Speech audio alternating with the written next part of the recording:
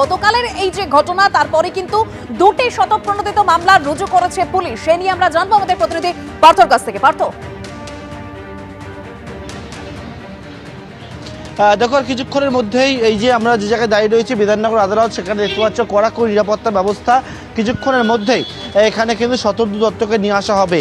দুটি পৃথক ধারায় মামলা হয়েছে, যার মধ্যে একটি হচ্ছে ভ্যান্ডালিজমের যে মামলা, অর্থাৎ যে ভাঙচুরের ঘটনা, অপরটা হচ্ছে মিসম্যানেজমেন্ট, অর্থাৎ গতকালকে যে ঘটনাটি ঘটে সেই ঘটনার পরিপ্রেক্ষিতে শতদ্রু দত্তকে যে মামলা গ্রেপ্তার করা হয়েছে মিসম্যানেজমেন্টের সেই মামলা কিন্তু ইতিমধ্যে শতদ্রু দত্তকে গ্রেপ্তার করা হয়েছে। অন্যদিকে আমরা যে জায়গায় দাঁড়িয়ে রয়েছি এটা হচ্ছে একেবারে যুব ভারত, একেবারে যে আদালতের বাইরে, সেখানে বিজেপি কর্মীদেরকে দেখতে পাচ্ছি তারা এসছেন হাতে পতাকা নিয়ে এবং একটা ফুটবল নিয়ে, এবং সেই ফুটবলের মধ্যে তারা কিন্তু লিখছে মেসি মেস বলে তারা উল্লেখ করছেন, এবং একেবারে আদালতের ঠিক বাইরের ছবি হচ্ছে এটা। এবং সেক্ষেত্রে আমি দেখার চেষ্টা করব এখানে এবং কথাও বলার চেষ্টা করব এখান থেকে যে এটা কি করছেন।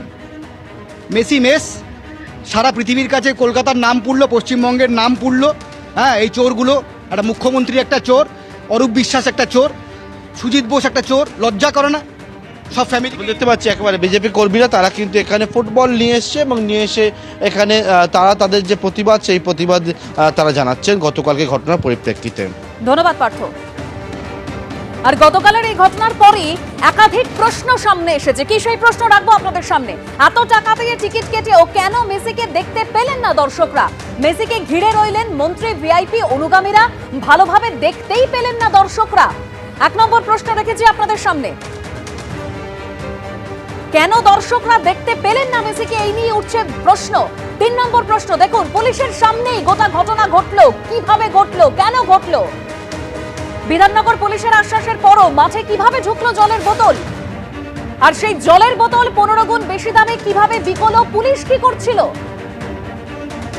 কি করছিলেন উদ্যোক্তারা? ভিড় হবে জেনেও কেন প্রস্তুতি ছিল না?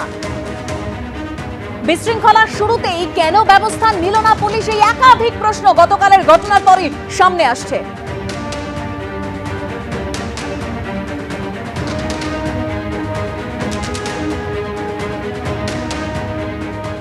সরাসরি আমরা দেখছি তদন্ত কমিটির তরফ থেকে অথরাইজড একজন ভিডিওগ্রাফার, তিনি ভিডিও করছেন, ছবি তুলছেন। এবং এই ছবি তোলার পেছনে কারণ কি? কিছুক্ষণ আগে, ঠিক 2 মিনিট আগে আমরা দেখলাম রাজ্যের স্বরাষ্ট্র সচিব, রাজ্যের মুখ্য সচিব এবং অবসরপ্রাপ্ত বিচারপতির, এই যে 3 জনকে নিয়ে বিচারপতির নেতৃত্বে, অবসরপ্রাপ্ত বিচারপতির নেতৃত্বে যে তদন্ত কমিটি রাজ্যের তরফ থেকে তৈরি করে দেওয়া হয়েছে, মুখ্যমন্ত্রী ঘোষণা করেছেন, সেই কমিটির তরফ থেকে একেবারে মাঠে আমরা দেখলাম সরাসরি মাঠের দিকে এগিয়ে যেতে 3 জনকে, অর্থাৎ এই যে 3 জন কমিটির সদস্য এবং তার সাথে সাথে ভিডিওগ্রাফার, তাকেও দেখা যাচ্ছে যে ভিডিওগ্রাফার তারাও কিন্তু এখানে ভিডিওগ্রাফি করছেন। কিন্তু দেখা যাচ্ছে যে আজকে এই গতকালকে ঠিক যে সময় আমরা দাঁড়িয়ে রয়েছি, এই সময় হচ্ছে যখন তাণ্ডবের শুরু, এবং এই যে তাণ্ডবের শুরু যখন হয় তখন থেকে আমরা দেখতে পেয়েছি যে রাস্তার উপরে আমরা দাঁড়িয়ে আছি, মেসির যে পথ দিয়ে ভেতরে প্রবেশ করেছে এই স্টেডিয়ামের ঠিক 29 নম্বর র্যাম্পের পাশে, সেই জায়গায় ওপর দিয়ে নেট লাগানো এবং যেখানে সিট থাকার কথা, অর্থাৎ যেখানে দর্শক আসনের দর্শকরা এসে আসন গ্রহণ করেন, সেই আসনগুলো সমস্ত কিছু এর ওপরে, জালের ওপরে। শুধুমাত্র তাই কি, পাতার মতন একের পর এক সিট চারিদিকে পড়ে রয়েছে। এবং তার সাথে সাথে শুধুমাত্র বার পোস্ট, যে বার পোস্টে গোল করা হয়, ফুটবলাররা গোল করেন, সেই বার পোস্ট শুধুমাত্র যেটা নড়েনি, বাকি এখানে মাঠের কিন্তু দেখা যাচ্ছে যে সমস্ত কিছু যা যা এখানে আশেপাশে ছিল, সে ডাগ আউট থেকে আরম্ভ করে এখানে মাঠের পাশে যে সাইড লাইনের পাশে যা যা ছিল সমস্ত কিছু তছনছ। রাজ্যের স্বরাষ্ট্র সচিব, তারা এই যে কমিটির দল, তারা মাঠে সরজমিনে, এবিপি আনন্দে এক্সক্লুসিভ সেই ছবি আমরা দেখাচ্ছি। এবং তার সাথে সাথে এখানে আমরা দেখতে পাচ্ছি যে একেবারে যে গেট দিয়ে মেসি প্রবেশ করেছিল সেই গেট দিয়ে কিন্তু তদন্ত কমিটি তদন্ত শুরু হয়েছে।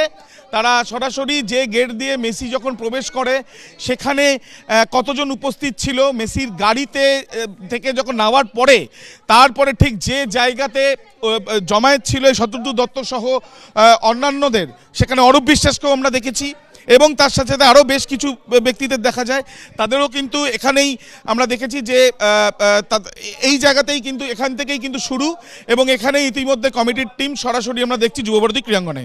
এবিপি আনন্দ, এগিয়ে থাকে, এগিয়ে রাখে।